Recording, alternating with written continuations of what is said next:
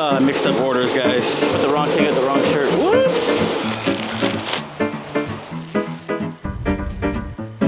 Hey, welcome back to a Tuesday vlog here. As you can see, it's a rainy Tuesday. So, oh man, my hair is looking like a helmet. Okay, so it's a little rainy, so it's a cold day, but we still have to work just because, hey, we're running a business here. So the rain does affect printing, believe it or not, as there's more humidity, moisture in the air. So it takes things a little bit longer to dry since I'm kind of out in the elements as I'm not inside a house that's environmentally controlled. So yeah, let's go ahead and get into my work day. I just want to show you that it's raining out here. Got water on the lens. Oh no. Back in the shop here, we are outside of the elements, or we're not outside in the elements, we're in the shop here. So we're gonna go ahead. I'm gonna grab some shirts, get them pre-treated, and there's my pre-treater. Get it pre-treated, and we will be on this work day. So not too bad on prints. We're actually just finally getting caught up on our Black Friday sale. Yes, Black Friday sale. It's January 30. Actually, sorry, it's February 4th, and we are just finally getting caught up. It's been a hell of a fourth quarter. So fourth quarter is so big, it's taking up some of our first quarter, which good problems to have. All right, so let's go ahead and get into work. Oh, do you like my Terrifier shirt? We're horror fans here. This was actually one of the first shirts I printed. So yeah, about 2 years and it's still holding up great. I wear it all the time. All right, let's go ahead and get into this. First thing you gotta do when you start your day as a DTG printer is to go to your printer, turn it on if it's not already on, and run a print nozzle test. You need to print a nozzle check. So this is gonna let you know that all your nozzles are not clogged, they're firing clean, and you're gonna get nice clean prints. So right now, the printer is prepping to run that test. Usually the first time you run it in the day, it runs a head clean before, and then it prints the nozzle check. And I'll show you that once it does it. It looks like it's ready to go in. Let's go ahead and get it going in. See, the printer is running that head clean, so I got about 3 minutes before we'll print the nozzle test. So in that time, might as well get some shirts pre-treated.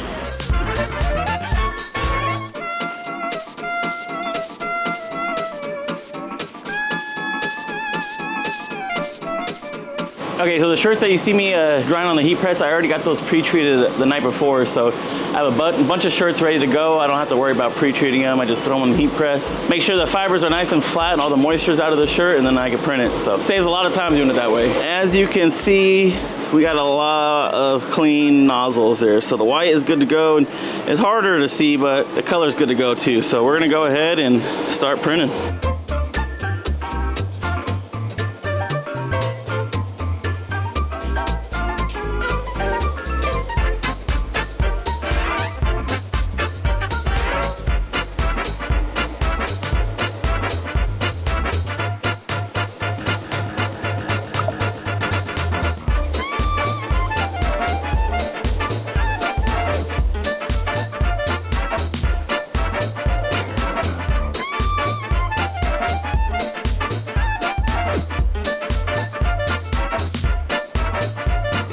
Okay guys, got my noise canceling headphones on.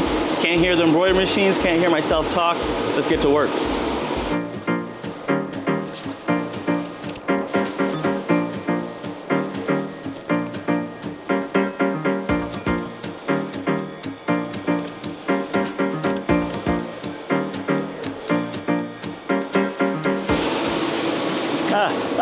Stepped on the shirt. Come on, man. That shirt was for printing, now it's dirty.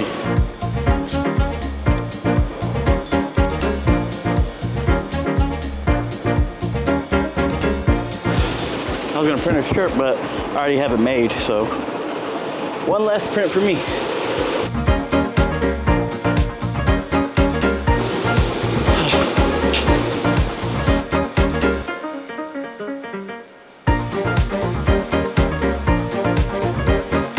One question that I get asked a lot is, what's better? DTF, DTG, screen printing, transfers, vinyl, you name it. So I think they all have their place in the t-shirt industry. It obviously is going to depend on what you're going for, what kind of pieces you're going for. What we like to do here, we like oversized graphics. And the best way to do oversized graphics is with screen printing, or I would say DTG. The reason for that is because the prints stay part of the garment. They don't sit on top of the garment like transfer would. A transfer is like putting a big giant sticker on your shirt. So if you had a full-size print that was a transfer, you would notice that it's not really bending. Like this is just fabric. It moves with the fabric, it breathes. I pull it apart, you can see between the fabric lines. You can't do that with a transfer. It's gonna feel plastic, it's gonna feel rough. But with that said, there's a lot of good applications for transfers. Smaller designs are a great choice. And then one reason why people go to DTF for their transfers is because you go unlimited colors, just like DTGs, because it's a digital print. So if you try to do like screen print transfers, it's a little bit more difficult to get a very vibrant graphic with, you know, tons of colors in it, because you figure most of those computer images that you see, there's thousands of colors in it. It's not just a single color. Like you have red, but it might be like 7 different shades of red. And screen printers, they're good at isolating those colors and using black and white underbase to get those different shades. But with DTG, the computer is going to do it all for you. It's going to figure out those colors. And it doesn't always do it great, so sometimes you have issues with color matching, which is a whole nother world of issues to be in. And luckily, since I print mostly for myself, I don't got to worry too much about color matching, as I know the color. That's what I'm saying to say. Now, if it was your brand and you send it to a print shop and they printed out a green for you that's not the green that you wanted, and then you send it out to another print shop and they print out a totally different green, it's also not the green you wanted, I can see how that would get super frustrating quickly. So color matching is a little bit harder. Color matching with screen printing is a lot easier because you get the exact color of ink you want and you just print it on. So whichever one you choose is kind of going to be your preference. I like the idea of digital prints because I don't have to keep a bunch of ink on hand, a bunch of different colors. And when I got an image like this that has hundreds of colors in it, I don't gotta worry about it, just send it through the printer. Also, I wouldn't be able to fit a big screen print setup in this garage. We have 11 embroidery machines running and then the print setup. I'd have to like, I don't know, expand the house or something.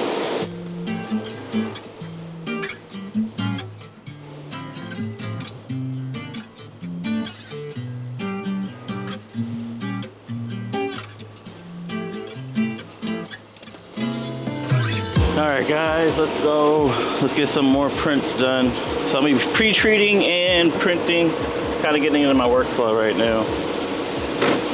So while that's pre-treating, you get your next shirt ready. And then after it goes into the dryer, we will heat press it and then print it. So yeah guys, you definitely don't need a $20,000, $30,000, $40,000 printer to get into the industry and to be pretty successful. So many different ways to skin a cat, so many different ways. You just gotta find something that works for you, that you're not gonna go broke getting into. Going broke when you're starting a business is like the exact opposite of what you're looking for. What's the point of going broke when you're trying to make money, huh guys? Financing expensive equipment will not bring the business in. You gotta learn how to run a business before you get that fancy equipment.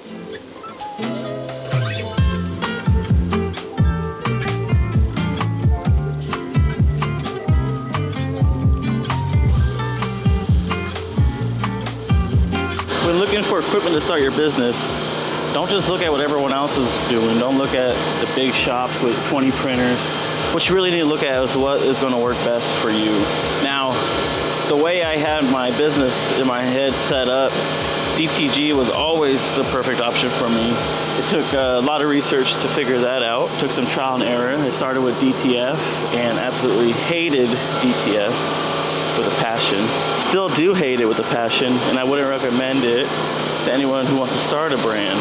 But with that said, many people do DTF, love DTF, and have great success. It's just what's going to work for you. And with that said, I mean, I use transfers time to time. It just depends. So guys, if you get into a business like this where you're spending a lot of time doing production, get something good to listen to. Podcasts, other YouTube videos, something to make that time go by.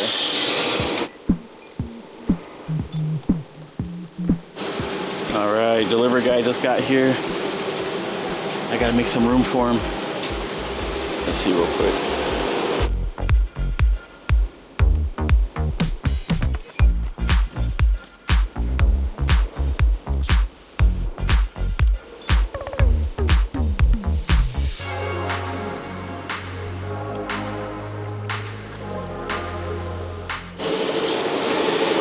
Mixed up orders, guys. I do that a lot. Put the wrong ticket, the wrong shirt. Whoops! That's why I hire people that are smarter than me. Okay, guys, I think you get the picture of what I'm gonna be doing for the next 6 hours. So I'm gonna check in with you guys right before I load up their car and take it to the post office. All right, I'll check in with you guys in a bit. All right, guys, it's the end of the day. Actually, I'm gonna load up the car with all the bags right now. It's still pouring. I think this might be the worst weather we've had in a while. So I think I won't be taking you to the post office with me, but I'll see what I can get on my phone. I just don't want to get this camera ruined in this rain. So I'm gonna go ahead and load up the car and see how many bags we got. Hopefully it's a good drop off today. It's one.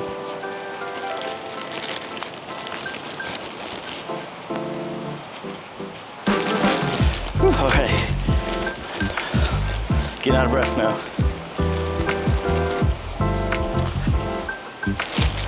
All right, number 4. Whew.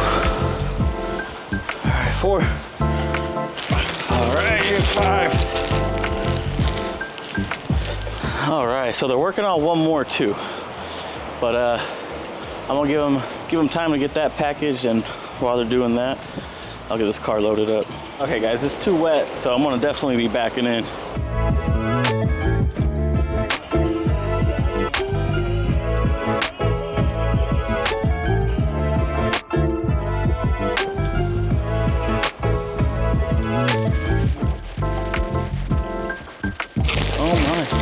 Oh my God. Oh, this weather. Chill, dude, chill. It's like storm of the century. I think they called it like an atmospheric river or something.